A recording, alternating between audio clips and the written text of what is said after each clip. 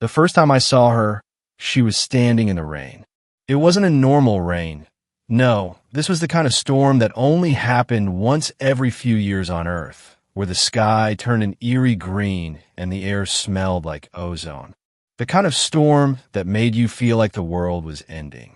And there she was, standing in the middle of the empty street, her silver hair plastered to her face, her skin glowing faintly under the flickering streetlights. She wasn't human. That much was obvious. Her skin was a pale, shimmering blue, like the surface of a glacier under moonlight. Her eyes were too large, too bright, and they glowed a soft, ethereal gold. She had no nose, just two small slits where one should be, and her mouth was a thin, delicate line. She was tall, taller than any human woman I'd ever seen, and her limbs were long and graceful like a dancer's. But it wasn't her appearance that made me stop. It was the way she stood there, completely still, as if she were waiting for something. Or someone. I should have kept walking.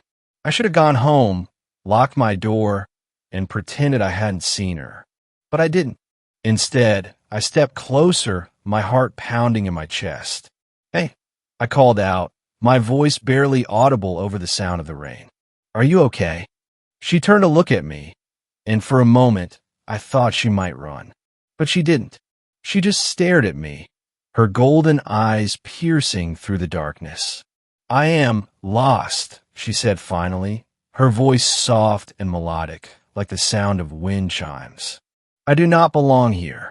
I didn't know what to say to that. Of course, she didn't belong here. She was an alien, for God's sake. But there was something about the way she said it, something so sad, so lonely, that made me want to help her. "Come on," I said, holding out my hand. "Let's get out of the rain." She hesitated for a moment, then reached out and took my hand. Her skin was cool to the touch, and it sent a shiver down my spine. But I didn't let go. I led her to my apartment, where I gave her a towel and a change of clothes. She didn't say much, just sat on the edge of my couch, staring at the floor. "What's your name?" I asked after a while. "I'm called Zara," she said softly. "I'm Alex," I replied. "It's nice to meet you, Zara." She looked up at me then, and for the first time, I saw something other than sadness in her eyes. It was gratitude. The next few weeks were strange. Zara stayed with me, and I did my best to help her adjust to life on Earth. But it wasn't easy. People were afraid of her.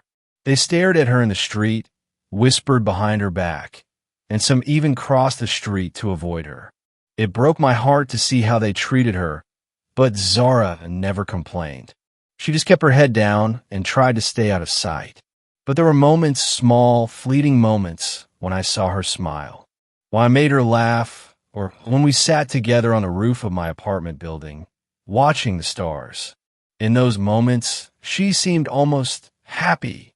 "Do you miss it?" I asked her one night, as we lay on the roof, staring up at the sky.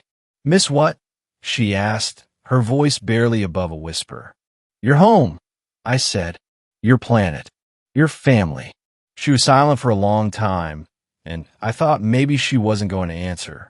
But then she said yes. "I miss it every day, but I do not regret coming here." "Why did you come?" I asked, "if you don't mind me asking." She turned to look at me, her golden eyes glowing in the darkness.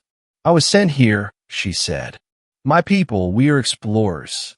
We travel to different worlds to learn about other species, other cultures. But something went wrong. My ship was damaged, and I was forced to land here. I do not know if I will ever be able to return." I didn't know what to say to that, so I just reached out and took her hand, squeezing it gently. "I'm sorry," I said. She smiled at me then, a small, sad smile. "Do not be sorry, Alex. I am glad I met you." But not everyone was as accepting as I was. The government found out about Zara, and they came for her. They surrounded my apartment one night, armed to the teeth, and demanded that I hand her over. "She's not a threat," I shouted, standing between Zara and the soldiers. "She's just lost. She needs help." But they didn't listen. They forced their way into my apartment, and I could do nothing but watch as they dragged her away. "Alex," she cried, reaching out for me as they pulled her out the door. "Please, don't let them take me." I tried to fight them, but it was no use. They were too strong, too many. I was thrown to the ground, and by the time I got back up, they were gone. I spent the next few weeks trying to find her. I called every government agency I could think of, filed countless Freedom of Information Act requests, and even reached out to the media. But no one would help me. No one would even admit that she existed. I was starting to lose hope when I got a call from a man who claimed to be a scientist working for a secret government program. He told me that Zara was being held in a facility deep in the desert, and that they were running tests on her, experiments to try to understand her biology, her technology. "They're going to kill her," he said. "They don't see her as a person. They see her as a thing, a specimen." I didn't hesitate. I packed a bag, got in my car, and drove straight to the facility. It took me 2 days to get there, and when I arrived, I was met with a high-security fence, armed guards, and a whole lot of red tape. But I didn't care. I was getting her out of there no matter what it took. It wasn't easy. I had to sneak in under the cover of darkness, avoiding security cameras and patrols. I had to break into the facility, disable alarms, and fight my way through guards. But I did it. I found her. She was in a small, sterile room, hooked up to machines that beeped and whirred ominously. Her skin was pale, almost gray, and her golden eyes were dull and lifeless. But when she saw me, they lit up with hope. "Alex," she whispered, her voice weak and trembling. "You came." "Of course I came," I said, rushing to her side. "I'm not leaving without you."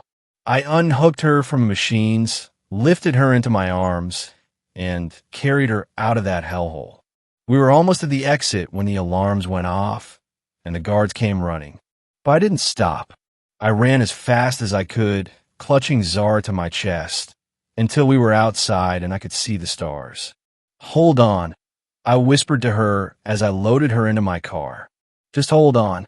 We drove for hours until we were far away from the facility and deep into the desert. I found a secluded spot, far from any roads or towns, and parked the car. Then I helped Zara out and laid her down on the hood so she could see the stars. "Thank you," she whispered, her voice barely audible. "For everything."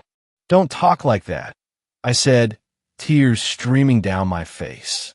"You're going to be okay. We're going to figure this out." But she just smiled at me, a sad, knowing smile.